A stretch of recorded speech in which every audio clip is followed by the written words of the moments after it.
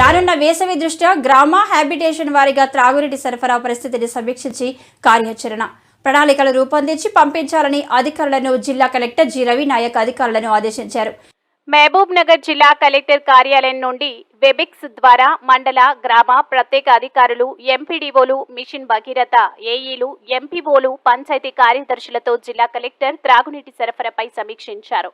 ఈ సందర్భంగా ఆయన మాట్లాడుతూ గ్రామాల్లో తాగునీటి సోర్స్ నీటి సరఫరాపై ఎంపీడీఓలు, ఎంపీఓలు, పంచాయతీ కార్యదర్శులు, మిషన్ భగీరథ ఏఈలు గ్రామాల్లో హ్యాబిటేషన్లలో త్రాగునీటి సరఫరాపై పరిశీలించాలని అన్నారు. బోర్వెల్ ఫ్లషింగ్, డీపెనింగ్, మోటార్లు రిపేర్లు, పైప్ లైన్స్ లీకేజీలు ఉంటే వేసవిలో ఇబ్బంది రాకుండా రిపేర్ చేపట్టాలని సూచించారు. మండల గ్రామ ప్రత్యేక అధికారులు, మిషన్ భగీరథ ఇంజనీరింగ్ అధికారులు, పంచాయతీ కార్యదర్శులు, ఎంపీడీఓలు, మున్సిపల్ కమిషనర్లతో సమన్వయం చేసుకుంటూ త్రాగునీటి సరఫరా సమస్య లేకుండా చర్యలు తీసుకోవాలని అన్నారు. మిషన్ భగీరథ ద్వారా తాగునీటి సోర్సు నుండి గ్రామంలోని ఓహెచ్ఎస్ఆర్ కు త్రాగునీటి సరఫరాలో ఎటువంటి ఇబ్బంది లేకుండా చూడాలని మిషన్ భగీరథ ఇంజనీరింగ్ అధికారులను ఆదేశించారు. ఈ సమావేశంలో స్థానిక సంస్థల అదనపు కలెక్టర్ శివేంద్ర ప్రతాప్, డిపిఓ వెంకటేశ్వర్లు తదితరులు పాల్గొన్నారు.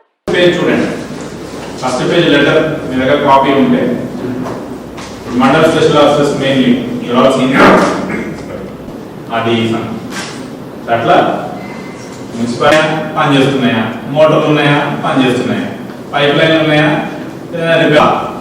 అప్పుడు ఏం చేయాలి మనం? సోర్సెస్ ఎక్కడి నుంచి, అక్కడ ఇంట్రానే ఇచ్చాం. ఇంటర్ డిస్ట్రిబ్యూషన్ డిఫరెంట్ విలేజెస్ నుంచి, గ్రిడ్ నుంచి, పంపింగ్ స్టేషన్ నుంచి, ఓహెచ్ఎస్ఆర్ వరకు అవన్నీ కూడా నేను again I have a meeting with this officers.